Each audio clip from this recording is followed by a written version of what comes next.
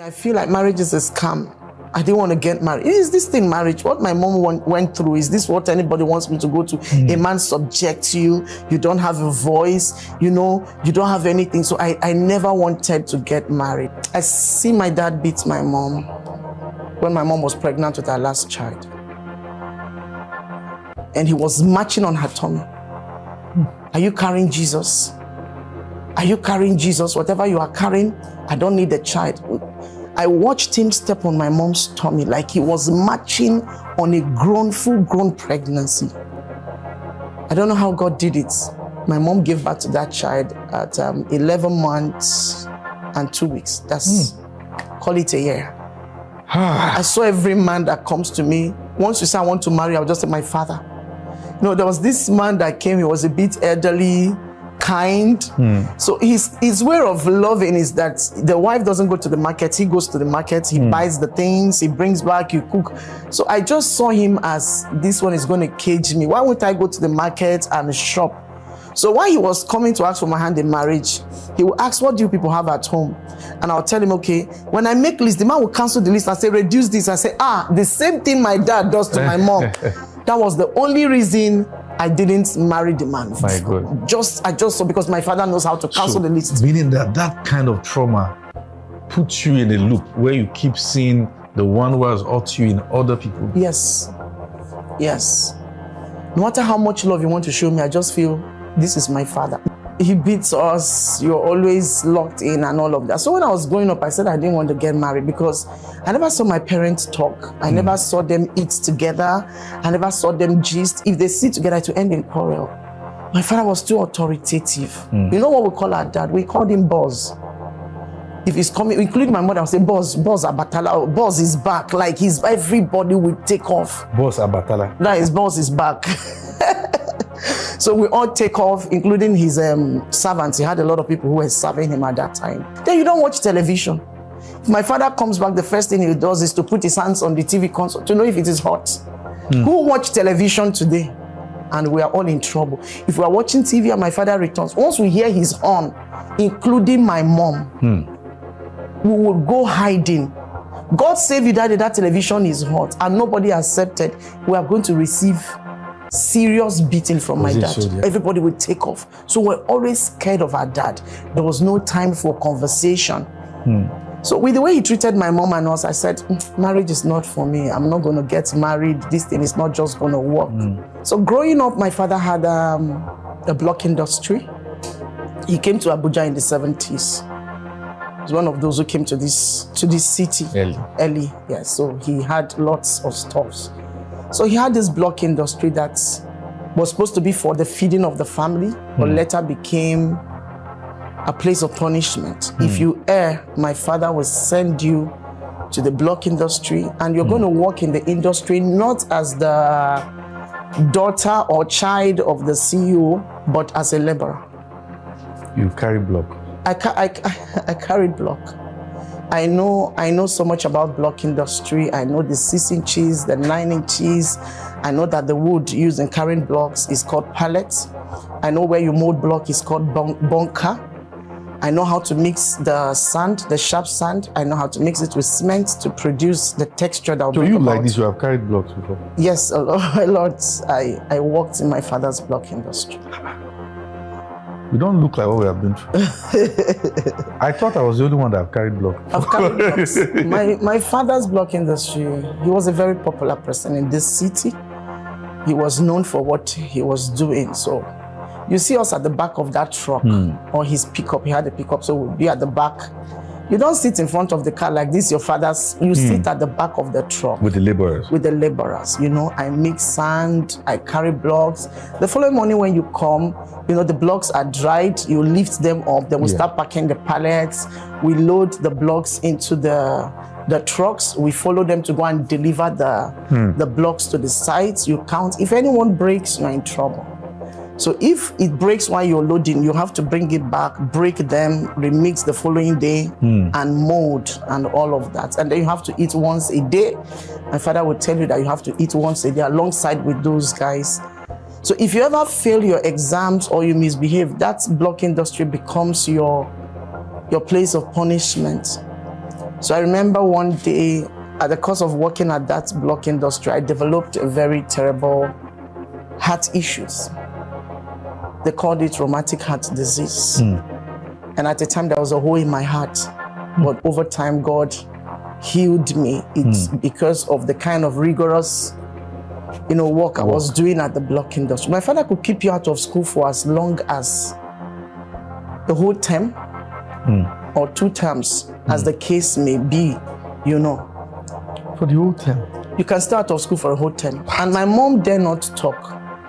My mom dare not talk. If she talks, you are the one that spoils these children. Wow. So even my mom was forced to work in the block industry. No way.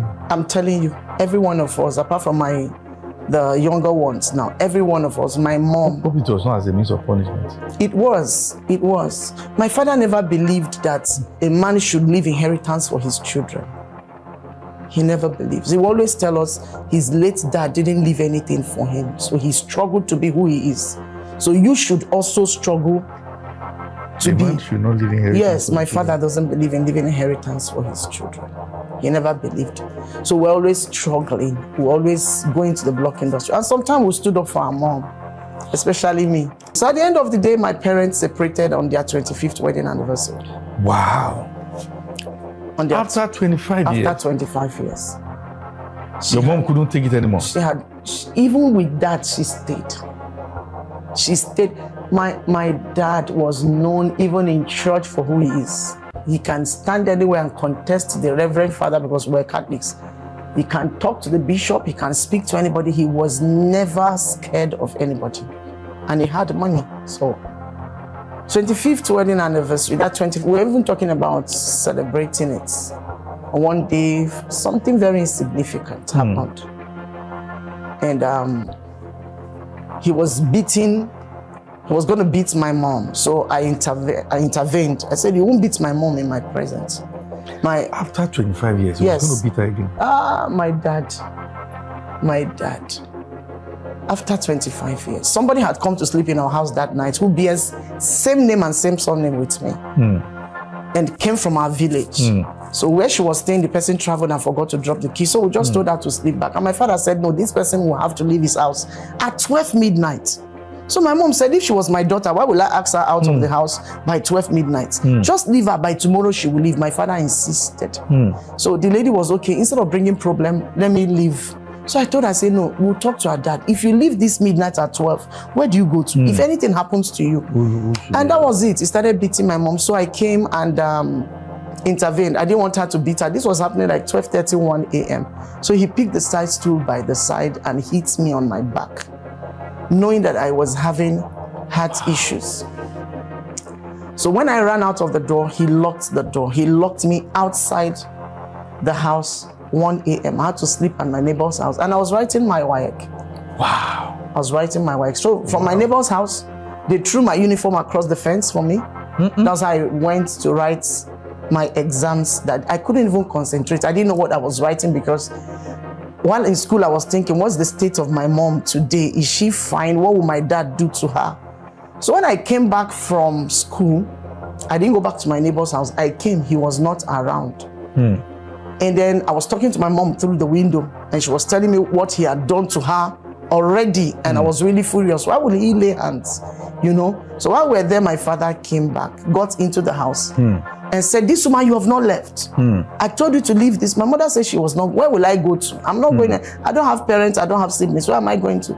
And so while he started beating my mom, I ran into the room again and I pushed him. I said, you can't beat my mom. This time I met him trying to strangle my mother. His hands were on her neck. So she was shouting, oh, Luchi, your father is killing me. Your father is killing me. So I ran in and pushed him and said, you won't kill my mom. So my mom was refusing to leave the house because, of course, where would she go to? While that was going on, he started throwing my mom's things out of the house, And I took fuel and poured on his car, and I took matches. I said, I'm going to burn your car if you touch. And I know he loved that his car, his Mercedes-Benz at that time. So I said, I'm going to burn this car if you touch my mom. So he left my mom, and I didn't burn the car. Did you have burned the car? Maybe I would have. Maybe because my mom had really suffered. So I ran to the police station because I don't know who to call. My father didn't have friends at that time. If you tell him the truth, the friendship is gone. It's over. So who will I call? People were now avoiding coming to talk to him. The priests, everyone. So I just ran to the police station. It was close to us. Please come help save my mother. My father is beating my dad. When police came and invited daddy to the police station, we got there, the case changed and turned against us.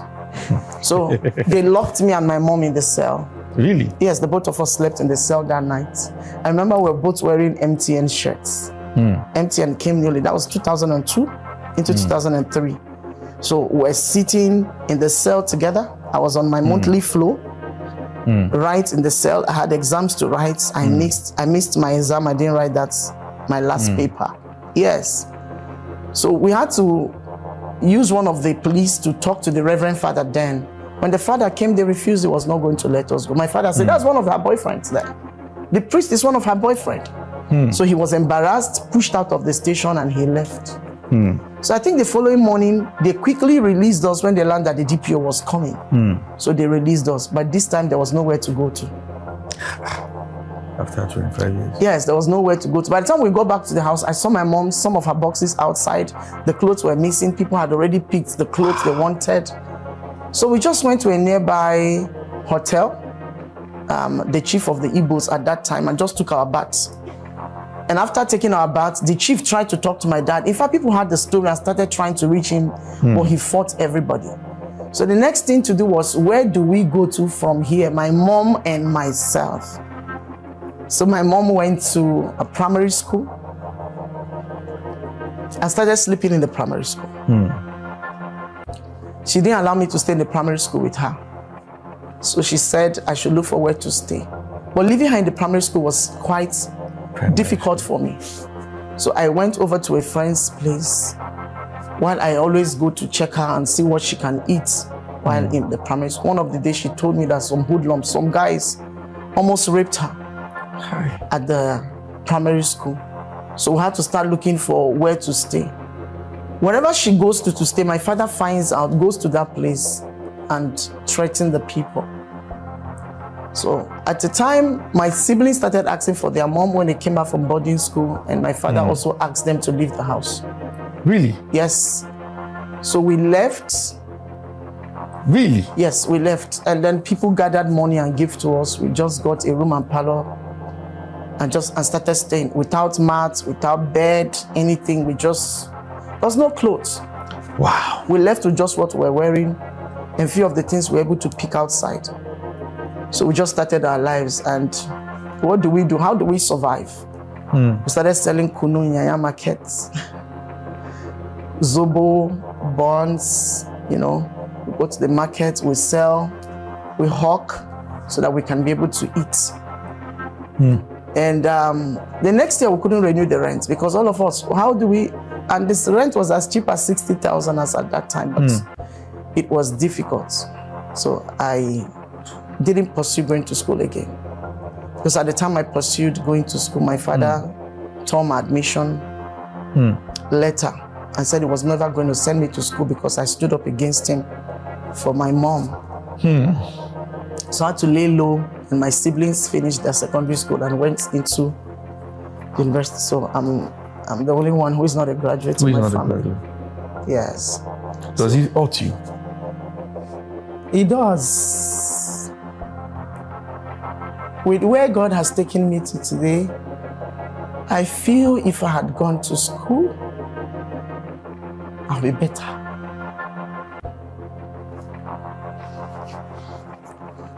I was very brilliant. There was a place I saw myself. Even till yesterday, I told myself it's time to get back to school.